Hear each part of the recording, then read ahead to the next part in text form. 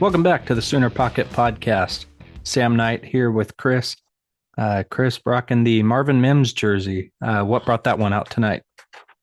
I haven't worn it in a while. I'm definitely not going to wear it during OU season because literally every OU game I've ever worn this during, we've lost. So I Yeah, figure I'd get the use out of the way before the season starts. that's fair. That's fair. I'd be doing the same thing.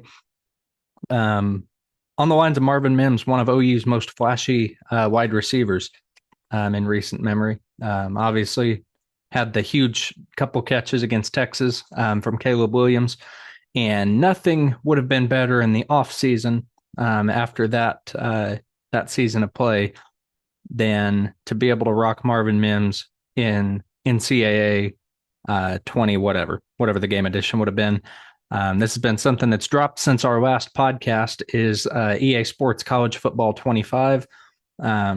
Huge product, something that a lot of people, ourselves included, have been waiting for. I know you and I used to play this game religiously.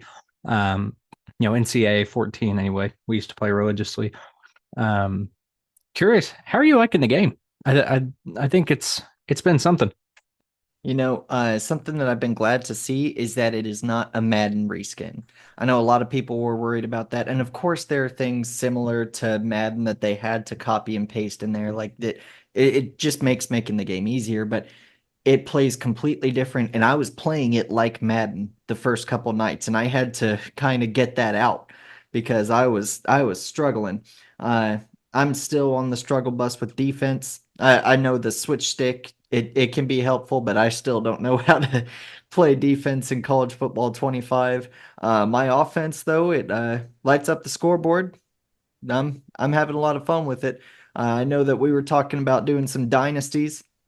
Of course, you got to do an OU dynasty, just do your thing, but also you got to do a rebuild dynasty. Who's your rebuild? Sam Houston, and it's not going the best in my first season as their head coach. So Um, Sam Knight isn't doing well. It's Sam Houston. that's true. That's true. Sam Squared is not in good shape. We're off to a 1-2 start, back to back losses to Hawaii and New Mexico. So won the first game of the season against Rice. Was feeling pretty good after that. Two consecutive losses after that is humbling. So got to hope for the best from Definitely. here. Got to hope for the best. OU's offensive line needs to be better in real life than it is in that game. Um, I I tend to think the OU offensive line was a little underrated, a little underappreciated, especially with some of the transfer work we've got coming in this season, bringing in that experience. But overall, game's a ton of fun to play. Our receivers, especially Deion Burks, really show off in that game. Billy Bowman is locked down in coverage, much like real life.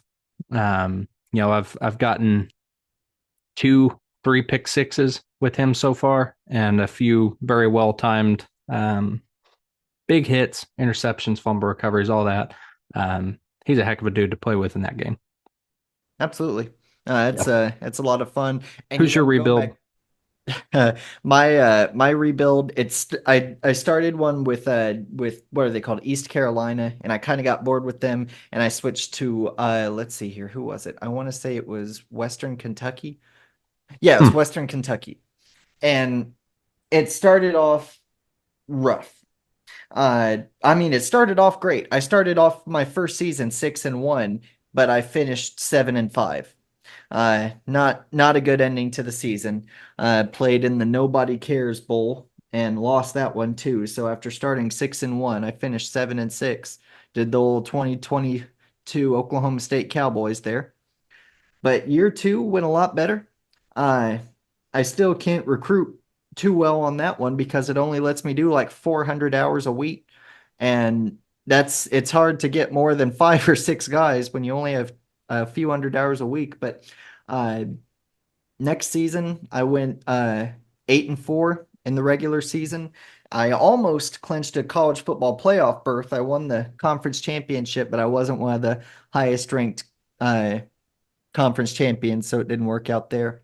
Uh, and the offensive line, absolutely. I can't tell you how many videos I've had to watch on how to adjust offensive line schemes to to do what I need to do on there because it is rough. But some of the transfers we got, like Fabici, I think his last name is pronounced Weewoo. It's like spelled Nwaiwu or something like that, but I think it's pronounced Weewoo. Uh, it's either him or one of the other transfers. PFF has him as like one of the highest graded returning offensive linemen in the entire SEC. But he didn't do it for OU last year, so people don't think it matters. But I I honestly I honestly think that our offensive line is underrated in there a bit too. But in my OU dynasty that I'm doing, 16-0 first season, and I'm 11-0 this season. Well, that's how it's done, man. That is how it's done. Um, Before we get too far into anything OU, anything else OU, I should say, um, want to mention the podcast schedule upcoming. Obviously, through the summer, the off season, we've been doing these about monthly. Once we get back into the season, we're going to be back on a weekly schedule. The first game of the season is on a Friday, August 30th, I believe. Our first podcast of the season will be Thursday, August 29th. We'll preview the game. Um, and from there, we'll be going every Friday with podcasts. Sooner Pocket Podcast, Sam and Chris here. So it'll be a good time. Good time. Chris, our weekly OU trivia section. Weekly, I shouldn't say. I suppose our regular OU trivia section. What's your question of the night? So it goes back to the design of Owen Field. Owen Field's original natural grass surface was removed in 1970 in favor of artificial turf. Which year did it return to grass? Was it 1990, 1992, 1994, or 1996? We'll go with 94. Seems reasonable. Bingo. You got it. Oh yeah. Oh yeah. All right. Uh, Career rushing yards. I saw a video this week of Samaje Perine in his magical season, closing the record books with the rushing performance against Kansas, going for 400 something yards against Kansas. He is number one all time at OU in career rushing yards with 4,122 yards. My question to you: who is the player at Oklahoma with the most rushing yards in a career that is not a running back? Hmm. It's gonna be a quarterback, either one of the old wishbone quarterbacks or one of the more recent scramblers that we've had. I'm gonna go with Jamel Holloway. Jamel Holloway is correct. He from 85 to 88 amassed 2,713 total rushing yards. He ranks 15th at OU in terms of all-time career rushing yards. He's behind a stack of running backs, including Billy Sims, Joe Washington, Adrian Peterson, DeMarco Murray, Kennedy Brooks, Chris Brown, um, just to name a couple older ones and then some more recent ones. There's some other dudes mixed in there. But yes, Jamel Holloway, good call. Good call. That's what's up. That's what's up. Another thing that happened while we were, since our last podcast, I should say, another thing that happened was the ESPYs. OU softball four-peated and had no ESPYs still. There were a couple categories I thought OU could have qualified for, and probably did qualify for, just didn't end up making the cut. I know South Carolina, I believe, ended up winning the best. What was the award they won? The South Carolina women's basketball team. I think it was either best team or best women's team, but either way, they won best team, despite the fact that there are seniors on our softball team who never knew what it was like to not win a national championship. Yeah, yeah. I think softball is still a sport growing in popularity. It's grown a lot naturally. Its postseason gets entire days of coverage blacked out on ESPN, blocked out on ESPN. So people nationwide can watch it. So it's really good to see that. And OU unquestionably has built a dynasty here with Patty Gasso and the squad she's pulled in. Um, this dynasty train is rolling in high gear. Really cool to see. And I just feel I wish right now they were getting more of the respect on the national stage that they deserve when it comes to events like this. And all due respect to the South Carolina women's team, I think it was an undefeated season they had this year, Mhm. um, closing out the championship game against Iowa. So it's I can understand why South Carolina won it.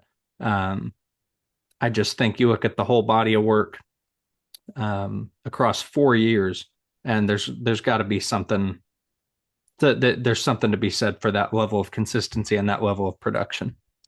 I agree 100%. And like you said, South Carolina women's basketball team, heck of a team. It's hard to go undefeated in any sport in any season.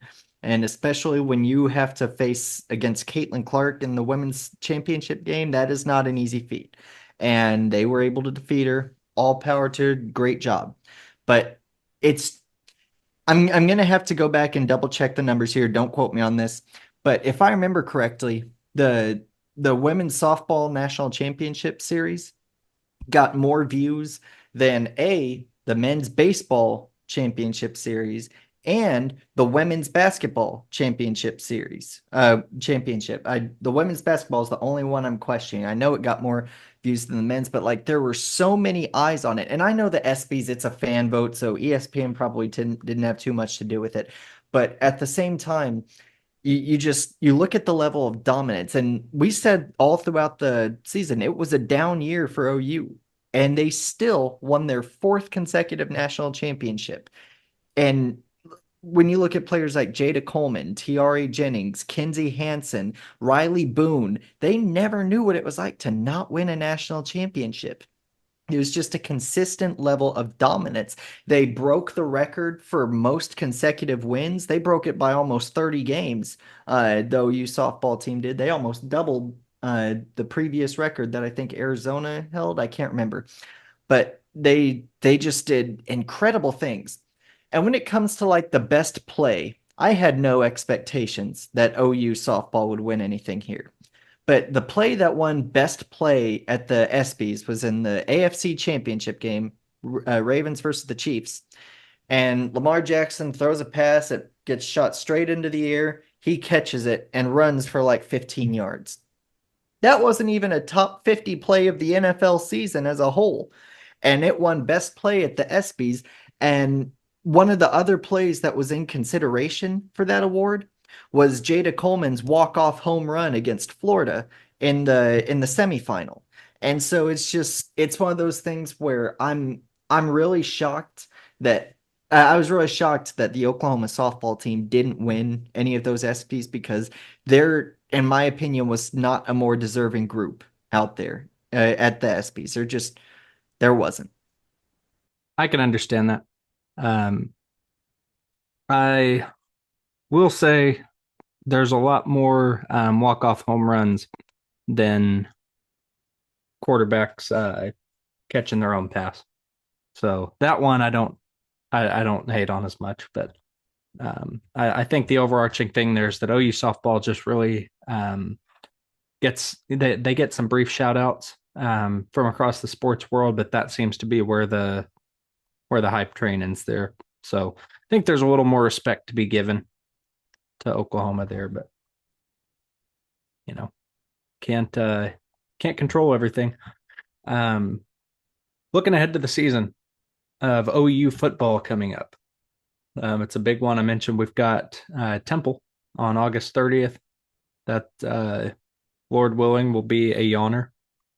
Um, we'll see how it goes. Oklahoma coming off a season that I think is best described as a Jekyll and Hyde season. Um, Front half of the season through Texas, we saw a team that was managing success well. Um, saw a team that was dominant on defense and was inconsistent, but ultimately successful on the offensive side of the ball. One of the top red zone defenses through the first half of the season last year. By the time the season was done, 6-1 at home, 3-2 on the road. Quite a difference there, I think. Ended up 48th in scoring defense, 79th ranked total defense. Um, and our passing offense was the 20th worst 20th worst in the country. Pass defense was giving up about 251 yards a game. Um, so we've got a lot of improvement, I think, to do in terms of managing success this year. We've got, a couple really big opportunities right at the front of the season to show that we can manage success. There's no reason we can't do it. We've got Temple, we've got Tulane, we've got Houston, I think. So I, I I think we've got the chance to establish some good patterns early. First conference game of the year is going to be against Tennessee, facing off against Josh Heupel, our last championship quarterback. So that'll be a good one. I know we've had some odds put out against Auburn and Ole Miss primarily. Favored against Auburn, which doesn't surprise me. Auburn is not the Auburn of the Cam Newton years. We'll put it that way. And we came out as an underdog against Ole Miss. What was the spread on the Ole Miss game? Let me take a look at that. If I remember correctly, Ole Miss was like a 3-point favorite, maybe a 6-point favorite. Let's see here. Ole Miss is a 6.5-point favorite. Okay. And something that surprises me about the Auburn one. I agree. Auburn is a team that in on paper we should walk over like it's nothing, but we're playing at Jordan Hare. And Kirby Smart was the most recent one to say that it doesn't matter what those people in Vegas say. Jordan Hare is one of the most difficult places to play in the country. And if you don't believe me, look at the last few Iron Bowls that were played there. Uh, this past season came down to a miracle on 4th and 31. 2 seasons prior, it was 10-3 Auburn with 2 minutes left in the game. It was a miracle drive from Bryce Young in a 4 overtime thriller. 2 seasons before that, Auburn won. 2 seasons before that, Auburn won. 2 seasons before that, Alabama won. But then 2 seasons before that, Auburn won. So Auburn always knows how to pull out all the stops at home, and especially against big opponents. We're going to be one of the biggest opponents on their schedule. Not the biggest, of course, with Alabama on there, but we'll be one of the biggest on their schedule. Ole Miss, I they also kind of suffer from the inconsistency that you and I were talking about. Like I remember also in 2020, in 2022, they started off the year, I think they did the same thing Oklahoma State did. They started off like 6-0 and they finished 7-5 or 7-6. Uh, they were a lot better last year, but they still were terrible on defense. Temple, if it makes you feel any better, last year, our first game of the season against Arkansas State, we were favored by 37.5 points and we won 73-0. At this moment in time, we are favored against Temple by 42.5 points. So it should be a cakewalk. We'll see what happens, of course. But no, I think that OU is really getting underestimated in a lot of categories. That Tennessee game will be difficult, like you mentioned, with the pass defense that we've had some issues with because they have a 5-star quarterback from the same class as Jackson Arnold. I think his name is Nico Iamayeva. I can't remember how it's pronounced, but he has a cannon for an arm. And Josh Heupel, we all know how he is with quarterbacks, so that should be an interesting one. The thing is, though, with our pass defense, I think that average went up by about 10 or 15 yards after the TCU game. And B, that's the best average we've had over the past few years. I took a look at the blog post we did on the Sooner Pocket blog of the defense over the past few years. 2021, defense allowed 261.8 passing yards per game. 2022, 273.5. Last year, 250.8. So it's significantly better. The rush yards per game also, the rushing defense also cost us towards the end of the season last year. Like I remember in the OU Texas game, Jonathan Brooks had that like 25, 30-yard touchdown run that tied the game. That was the first rushing touchdown we had allowed all season. Like Yep. we were dominant against the run. And we ended up allowing, let's see here, let me find this real quick. We ended up allowing, let's see here, we ended up allowing 14 rushing touchdowns in 2023, and only one of them was in the first 6 games of the season. So it really is just kind of that maintaining success thing. If the OU team that showed up the first 6 games of the season showed up the second 6 games of the season, we would have made it to the Big 12 championship. We would have thumped Texas probably, and we would have at least made it to the playoff. I don't know if we would have been able to beat an Alabama, Michigan, or Washington, but we would have at least been there, which would have been nice as opposed to Texas. But we'll see what happens. I think OU really has a great chance to do it, especially with all the returning talent. And I hope people continue to overlook us so we can prove them wrong. Yeah. Yeah. We'll see. We'll see how it goes. 4 games this year. It's going to be our first time playing these teams: Temple, South Carolina, Ole Miss, and Maine. No previous matchups against these folks. So Not even against Ole Miss. I thought we played them in a bowl game once. negative, Hmm. negative. Um, but yeah, going to be a fun year. Lots of opportunity there for us to show up. This has been the Sooner Pocket Podcast. Again, we will be back on Thursday, August 29th, before our Friday, August 30th football season kickoff. Look for updates from us on the Sooner Pocket Podcast, www.soonerpocket.com. I'm Sam with Chris here. Everybody stay safe. Have a good end of the summer. Let's look forward to these final days before football season gets here. And Boomer Sooner.